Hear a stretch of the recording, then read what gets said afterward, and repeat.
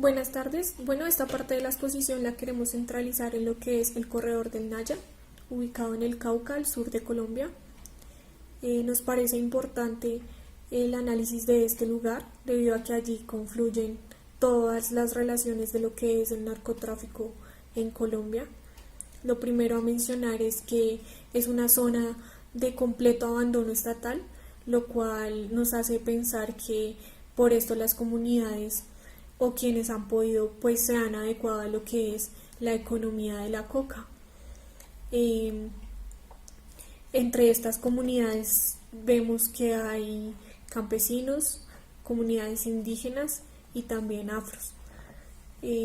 Por otro lado, pues es importante saber que es una zona de constante conflicto armado, antes comandada por las FARC, actualmente pues hace presencia las disidencias, el ELN y las mal llamadas BACRIM, que son pues paramilitares.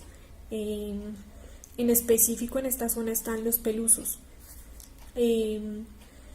Allí en esta zona pues ocurrió la masacre del Naya en el 2001 a mano del bloque Calima y el bloque Pacífico, quienes eran los bloques que estaban consolidados por parte de la AUC pues en esta zona. Eh, bueno, durante el transcurso de esta exposición lo que queremos es detenernos en el papel de cada persona que ha tenido que ver desde la producción de la hoja de coca hasta su conversión en cocaína. Eh, de pronto vamos a tocar algunas cifras económicas, debido a que queremos también pues apuntarle al preguntar para quién es rentable este tipo de economía de la coca. Entonces tenemos el papel del campesino, los agricultores de la hoja de coca. La hoja de coca se demora en crecer 5 meses. Por lo general los campesinos tienen 8.000 plantas sembradas, pues esto varía según la finca, ¿no? Y la cantidad de hectáreas que ella tenga. Entonces están, que son 8.000 plantas más o menos las que venden. La hoja de coca se paga entre 200 y 300 pesos cada una, cada planta. Bueno, aquí digamos que también cabe mencionar algunas de las consecuencias a las que se enfrentan las personas, los agricultores de la hoja de coca. Está todo este tipo de enfermedades con respecto a lo que son los plaguicidas, los herbicidas y lo que es el glifosato, que no afecta solamente la hoja de coca, sino también otro tipo de cultivos. El Naya pues también es una zona bastante productiva. También digamos que hay personas que le apuntan al cultivo de caña y al cultivo de café.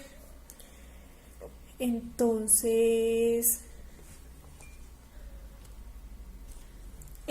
a gran escala tenemos que también hay otras consecuencias, como lo son el desplazamiento forzado, como lo son también pues la convivencia en un constante conflicto armado. La segunda figura que vamos a tocar es la figura de los raspachines, que son quienes adecúan la hoja de coca para entregarlas a quienes ya digamos que la revuelven con los químicos y la convierten en pasta de cocaína. Estos raspachines no son habitantes del Naya. Hay un documental donde ellos pues digamos que cuentan cómo es su trabajo, por qué se desplazan hacia este lugar a, a trabajar lo que es la hoja de coca. Y les voy a dejar el link al final de la exposición para que lo vean. Es un documental de pacifista. Bueno, entonces la tercera figura a la que nos vamos a enfrentar, digamos que es una figura a la que siempre se le ha protegido como su identidad, ¿sí? porque son quienes manejan esos químicos y convierten, pues ya comienza, digamos, que el proceso de producción de cocaína. Evidentemente para ellos es mucho más rentable este negocio de la coca.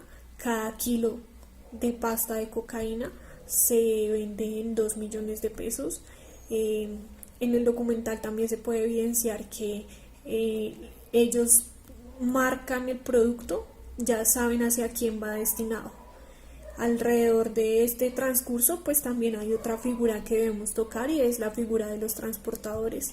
Hay personas que tienen mulas y pues hay lancheros que llevan este tipo de mercancía hasta las afueras del río cuando ya desemboca en el Pacífico, lo cual digamos que hace viable que se sigan dando todas estas rutas de lo que es el narcotráfico para la salida de cocaína de Colombia. Bueno, entonces para seguir con la caracterización de lo que es el corredor del Naya, vamos a tomar dos referencias. La primera es Alfredo Molano y la segunda un poco de los NASA.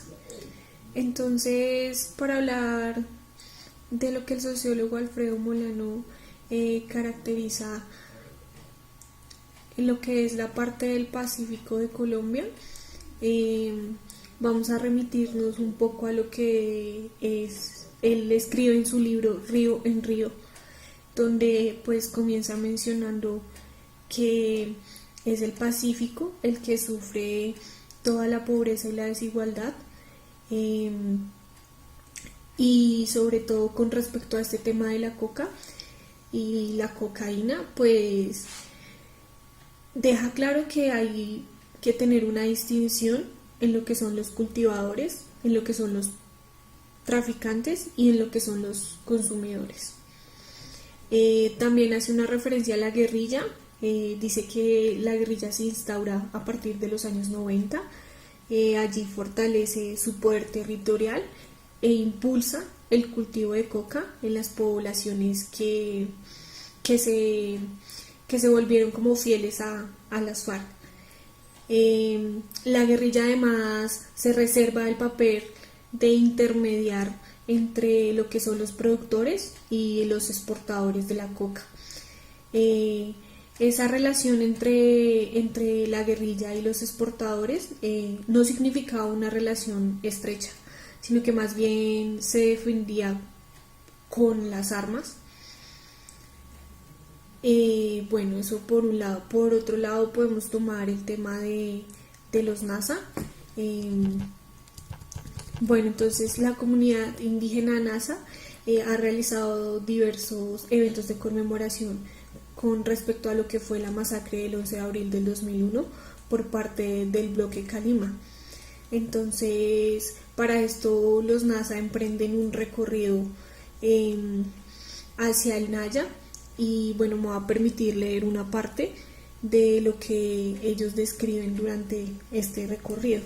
Entonces dice así: durante ese largo, complicado pero lindo camino era válido preguntarse ¿qué tiene el Naya que enamora a la gente?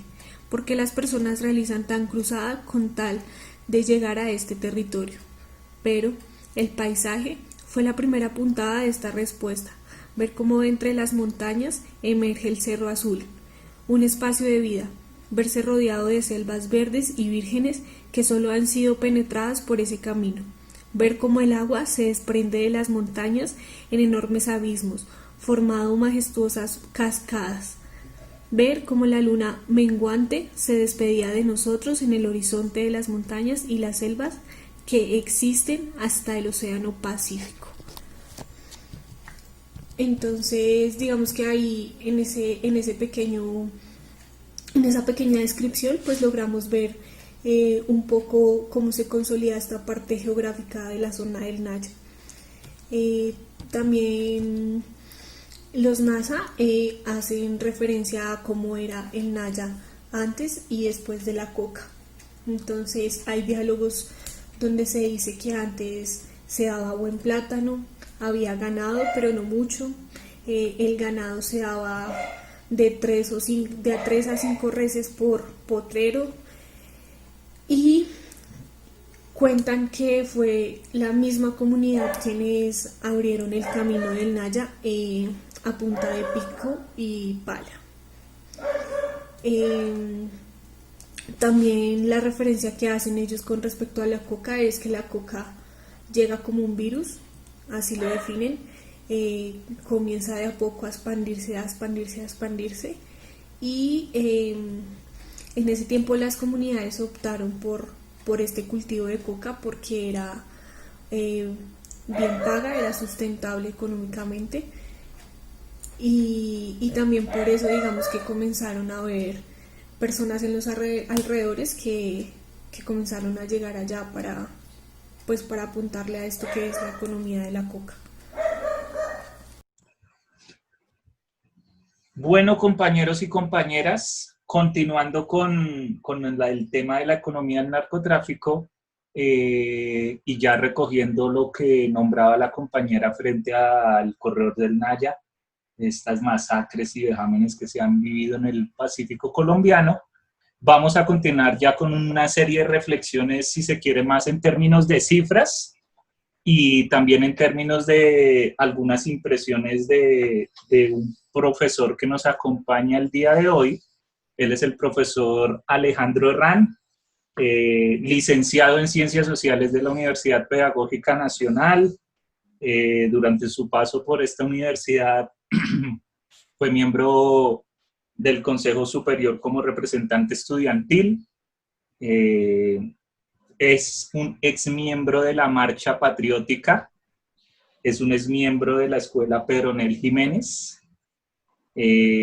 Actualmente labora como profesor del distrito en el Colegio Santiago de las Atalayas, en la localidad de Bosa, ¿no es cierto, Alejandro? Bosa. Es correcto, James. En Bosa.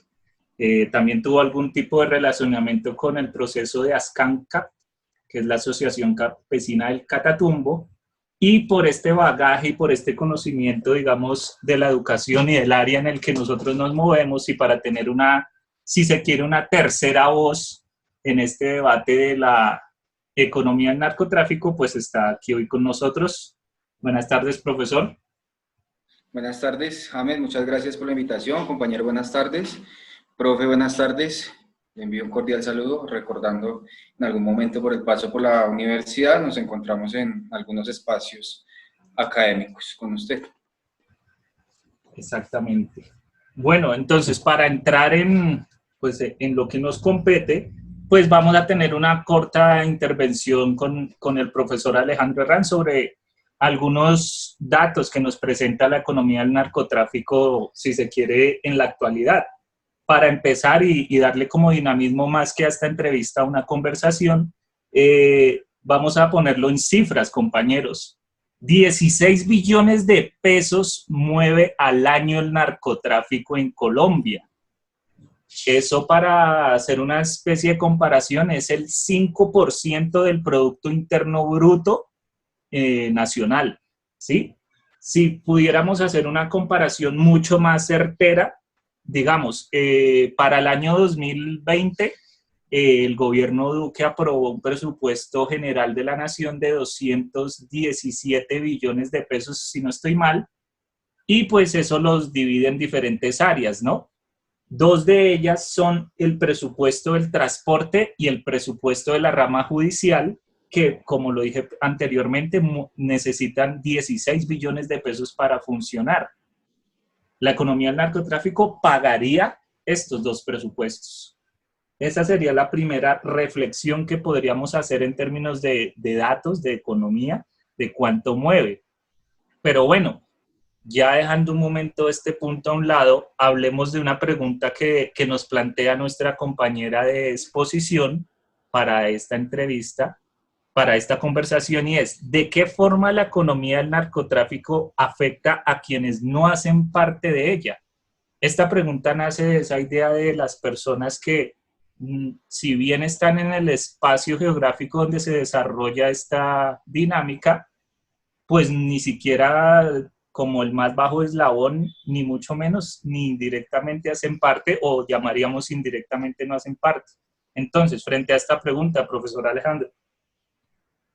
Si nosotros nos vamos para una región determinada de nuestra geografía colombiana, encontramos que estas economías subterráneas impulsan de alguna manera a las personas que allí conviven a ser parte de esta cadena, ¿sí?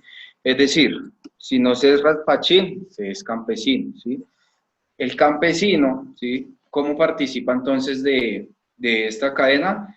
Hay que mencionar que obviamente ellos no tienen los medios en su momento para subsistir, porque los cultivos de los que ellos dependen no les da la suficiente ganancia para que ellos puedan llevar a cabo la manutención diaria que ellos requieren. Entonces, esas economías subterráneas, es decir, las economías ilegales que se dan en nuestro territorio, terminan, ¿sí?, por llevar por su camino, llamémoslo de esta manera, a las personas que no dependen directamente de estas economías, ¿sí? De alguna u otra razón, nosotros entramos en esa dinámica del narcotráfico en las regiones, ¿sí? ¿Y cómo entramos? Entonces, ¿cómo entraría no solo el campesino? ¿Cómo entra, por ejemplo, el tendero? ¿Sí? ¿Cómo entra la persona que vende los insumos para que estos cultivos pues, puedan generar lo que posteriormente es la cocaína? Entonces, es una cadena, ¿sí?, que no solamente está el campesino, el raspachín, el que vende el producto final, sino también todas las personas que se ven inmiscuidas en ello, el transportador, ¿sí?, el que lleva de una zona a otra los insumos, ¿sí? Todo esto es una cadena, es muy grande, es muy amplia, que se da en las zonas. Entonces, termina por afectar a esas personas que se encuentran en las regiones. Eso. Entonces, efectivamente, se podría hablar que este tipo de economías subterráneas, si bien podríamos nombrar que hay unas personas que, entre comillas, no hacen parte de ella, el solo hecho de estar allí indirectamente los termina llevando por este camino porque no hay otra opción. Muy parecido a lo que ocurre con el corredor del Naya en general. Bueno, continuando, como el tiempo apremia, listo. Entonces, en términos de lucha contra el narcotráfico, el gobierno actual ha impulsado casi todos sus esfuerzos, si se quiere, en atacar los eslabones más pequeños de esta cadena de la economía del narcotráfico, ¿sí? Estos eslabones, pues, por supuesto, no son los que mueven las mayores cantidades de dinero, y frente a esto, particularmente un ex viceministro de gobierno nos dice, capturarlos a ellos, es decir, a los eslabones más bajos, no tiene ningún sentido porque es una investigación sin fundamento, ya que la mayor parte del dinero no está allí. De esta reflexión nace la pregunta, ¿dónde se encuentran y o quiénes son los eslabones que manejan las mayores cantidades de dinero en este negocio? Entonces habíamos dicho que los que están en la parte inferior de esa cadena productiva, pues está el raspachín y el campesino, ¿sí? En las zonas geográficamente apartadas de nuestro país. Si nosotros nos vamos para Bogotá, por ejemplo, lo que se conocía como el Bronx, vamos a encontrar ahí, ¿sí? Y es para preguntarnos y hacer la reflexión nosotros, ¿por qué esa zona que funcionó tantos años y generaba millones de pesos diarios, mucho dinero que se movía en esa zona, quiénes estaban detrás de esos negocios? Si nos venimos nosotros para la ciudad, ¿sí?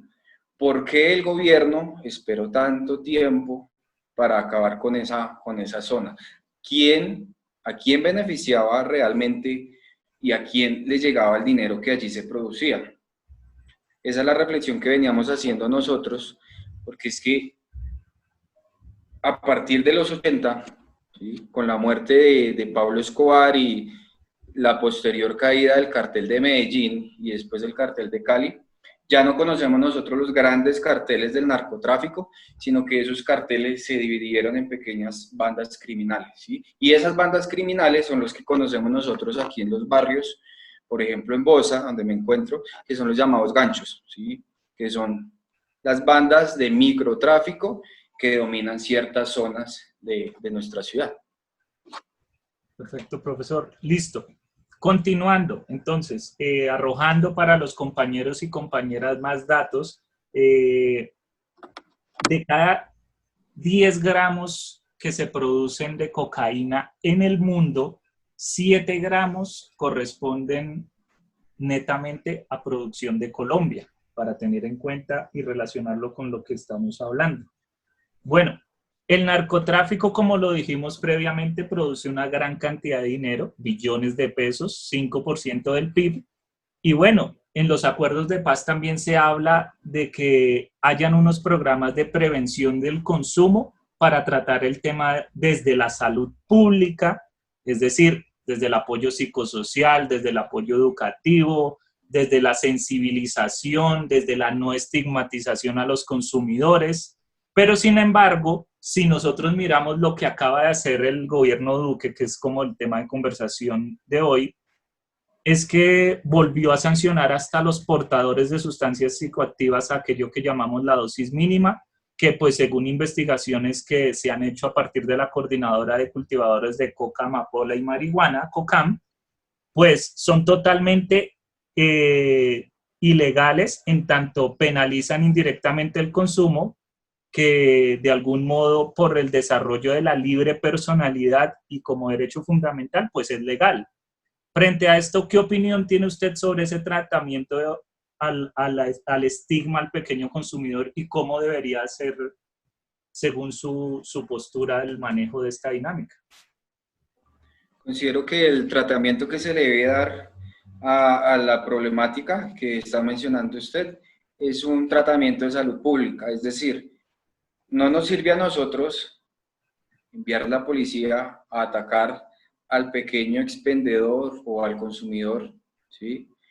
Porque no estamos acabando con la cadena en general, ¿sí? Hay que atacar a quienes realmente se están lucrando del negocio ilegal del narcotráfico, que nosotros no tenemos ninguna ganancia si en nuestros colegios, por ejemplo, no hay una educación referente al tema. Entonces, ¿qué está pasando con eso? Que los narcotraficantes están aprovechando ese el flagelo para inundar el mercado interno, lo que está generando mayor ganancia para ellos. Y si no tenemos nosotros una solución efectiva de salud pública para atacar directamente y erradicar la problemática, pues no estamos llegando a nada, no sacamos nosotros nada llenando las cárceles que ya están llenas, totalmente colapsadas, de personas que lo llevan por solamente tener unos gramos de X o Y sustancia. Considero que esa no es la solución, sino más bien atacar a los grandes carteles y darle soluciones reales de salud pública, es decir, tratamiento a las personas que son adictas a estas sustancias. Perfecto, muchas gracias. Otro tema en términos de economía del narcotráfico que causa mucho revuelo en los medios de comunicación y pues se ha convertido, no sé si en lo que hoy se llama una fake news, en tanto pues se decía antes del proceso de negociación con las extintas FAREP que pues ellas dominaban en el país prácticamente la economía del narcotráfico y demás. Y uno va y escucha a las comunidades, en este caso en las cuales nos estamos apoyando, que es en COCAM, y ellos dicen que si bien las FARC estuvieron vinculados al cobro de impuestos, no eran un cartel como tal. Y que en ese sentido, tras la firma del acuerdo, lo que se ha visto es un aumento del narcotráfico o de la producción de cocaína y de territorios cultivables al día de hoy, 2020. En ese sentido, y el aumento de más grupos armados, en ese sentido, ¿cómo podemos reflexionar frente a ese tema? Yo lo tomaría de la parte que usted está haciendo referencia y es el tema de las cifras, ¿sí? Para producir el producto final, que es la cocaína, se necesitan hectáreas de coca, ¿sí? Entonces, obviamente, gran cantidad de cultivo de hojas de coca.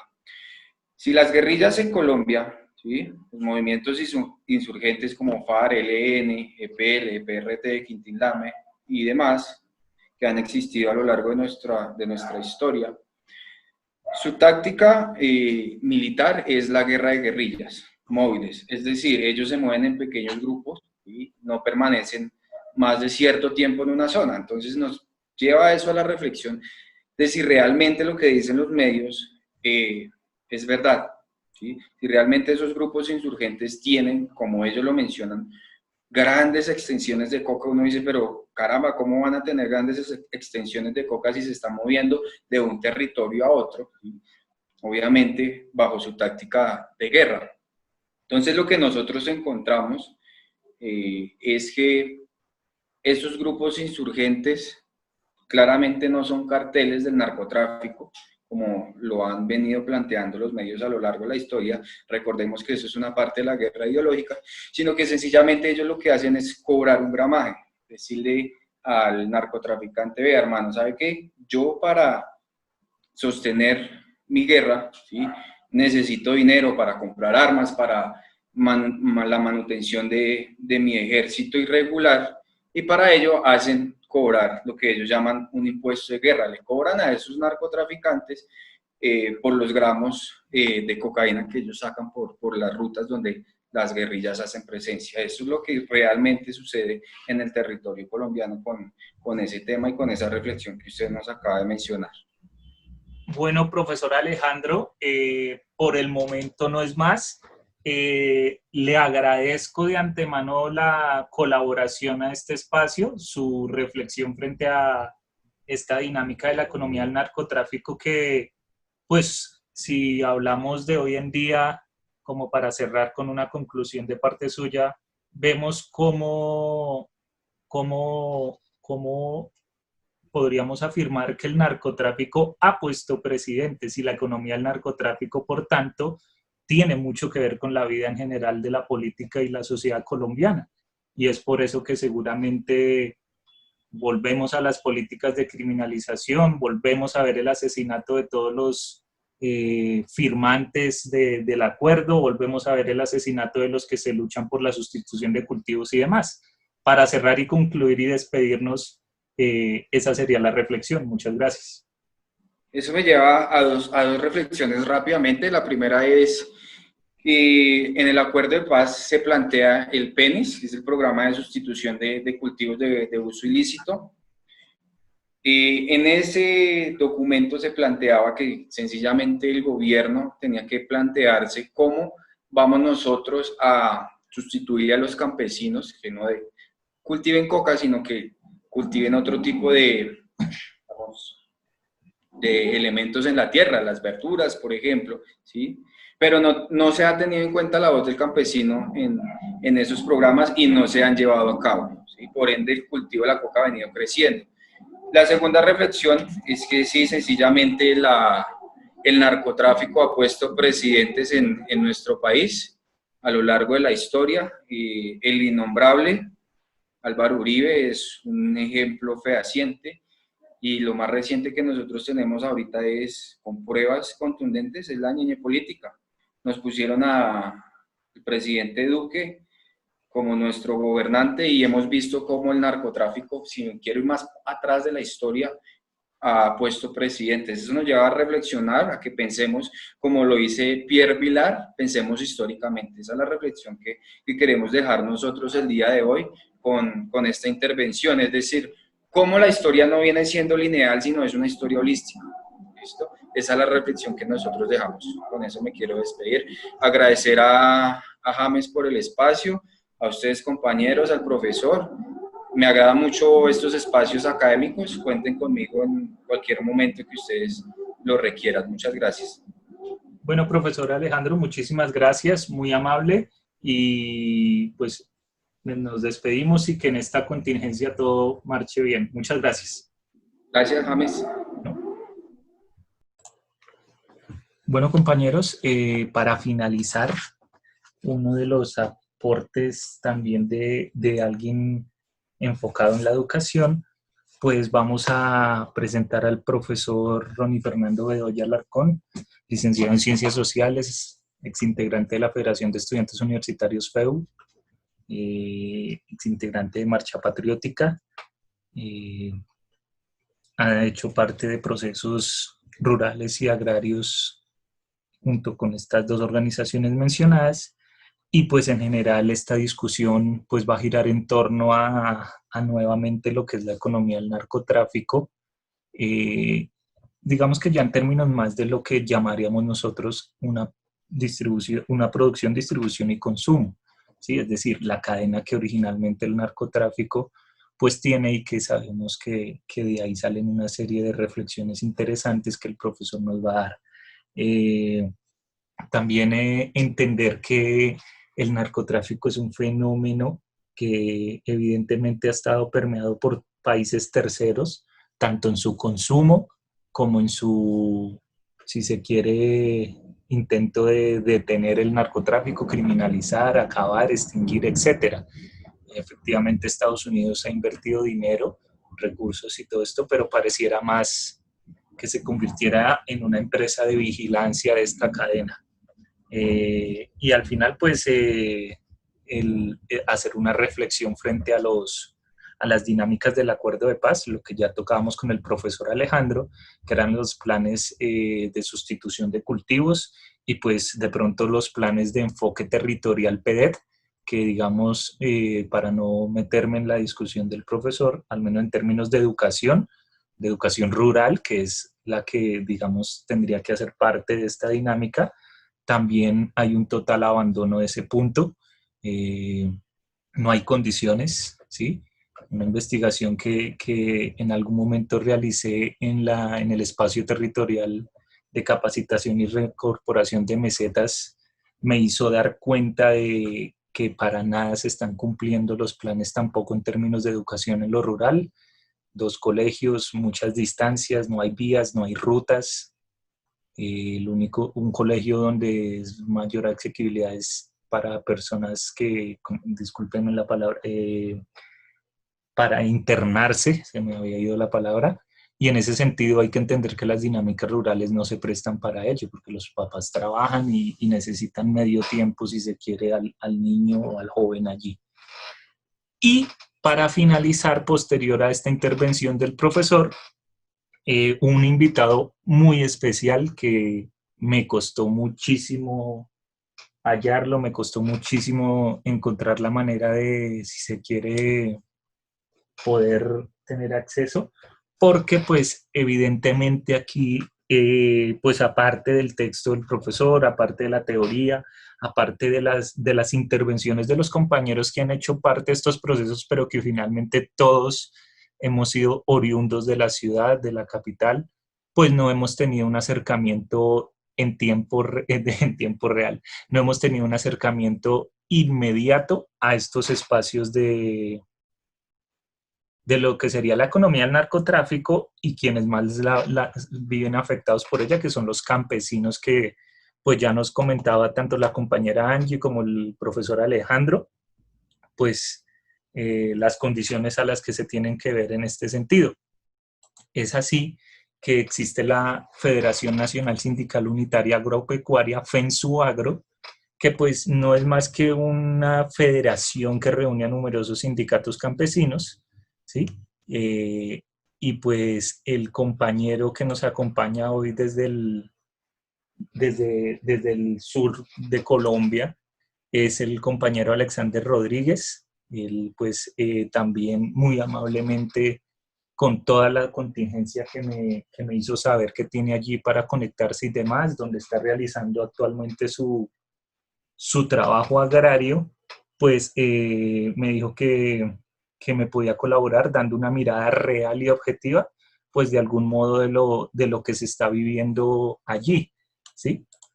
Entonces, pues se vienen estas 2 últimas intervenciones para este conversatorio, pues que fue un poco pues cortado porque no se pudo hacer como se tenía pensado, pero entonces no siendo más, pues los dejo con el compañero Alexander y pues lo que él nos tiene para compartir, porque pues igual él se encuentra allí haciendo un trabajo de campo y a veces la señal no es muy buena, entonces por eso fue imposible también la llamada, pero pues se pudo acceder a él. Él es pues ya lo nombrará él, pero él es el secretario de Juventudes del FENSUAGRO en el Putumayo.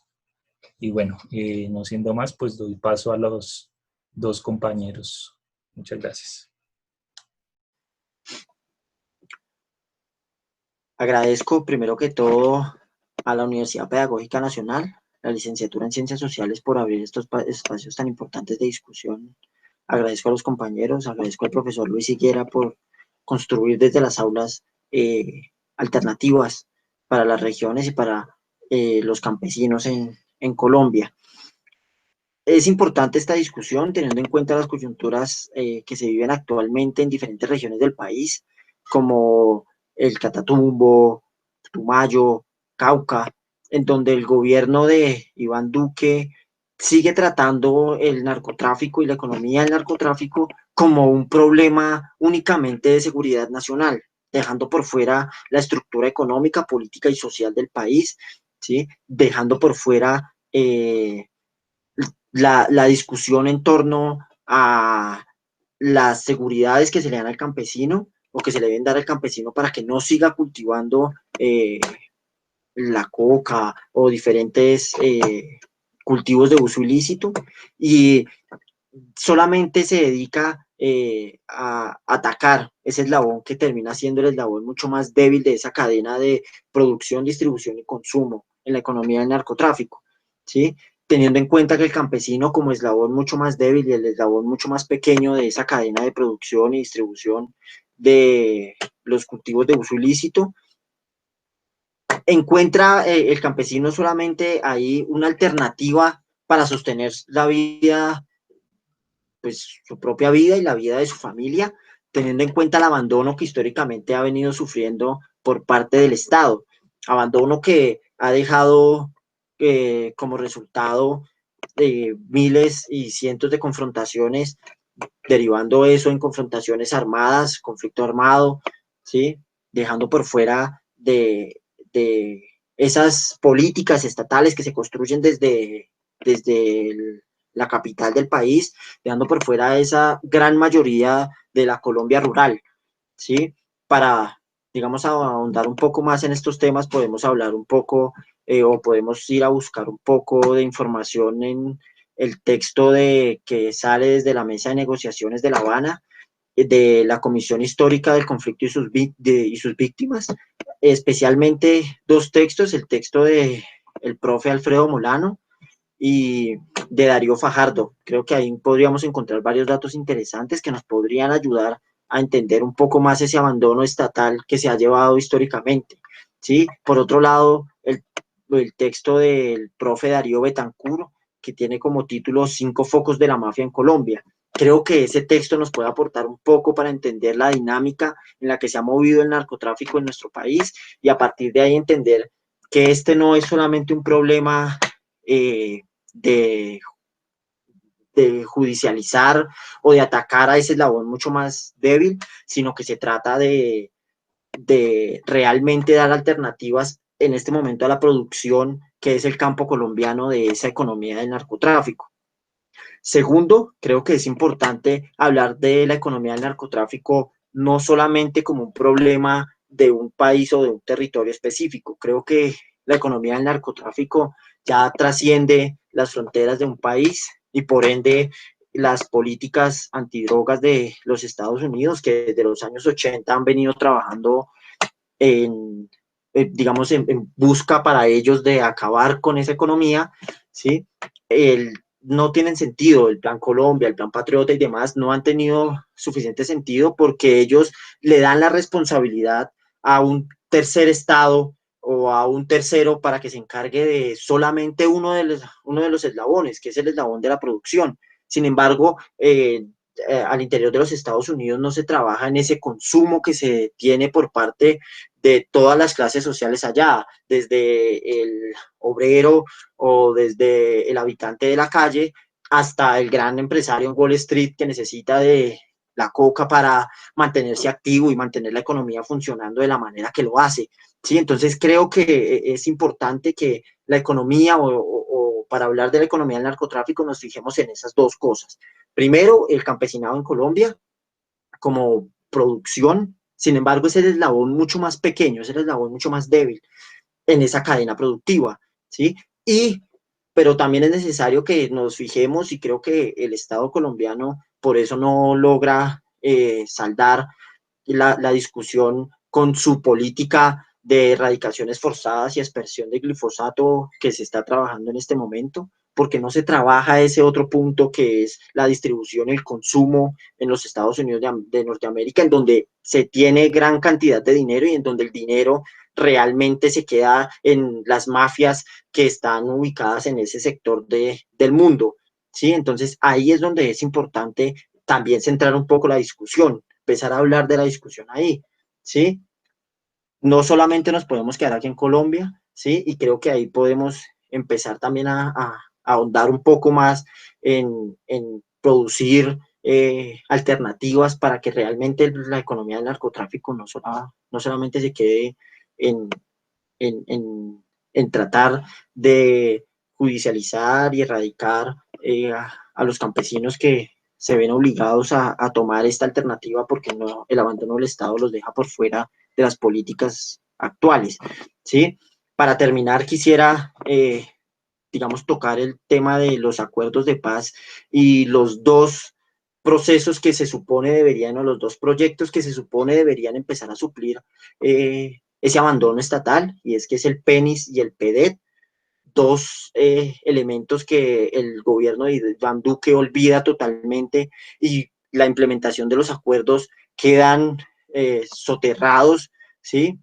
Y al quedar soterrados, entonces pareciera que estos dos elementos, que el PENIS y el PEDET, no existen, y por ende los campesinos siguen peleando y siguen en su lucha por la tierra y por la defensa de la soberanía alimentaria. Ya no es solamente por su propia vida, sino también por la soberanía alimentaria, ¿sí? Entonces creo que es un elemento que nos puede dejar a la discusión, y es el término de los acuerdos de paz, ¿sí? Los dos elementos que menciono, el PENIS y el PEDET, y la manera como eso nos podría ayudar a saldar un poco el abandono estatal por un lado, y frenar un poco la economía de la droga y la economía del narcotráfico en torno a su producción, ¿sí? Sin olvidar, repito, la distribución y el consumo.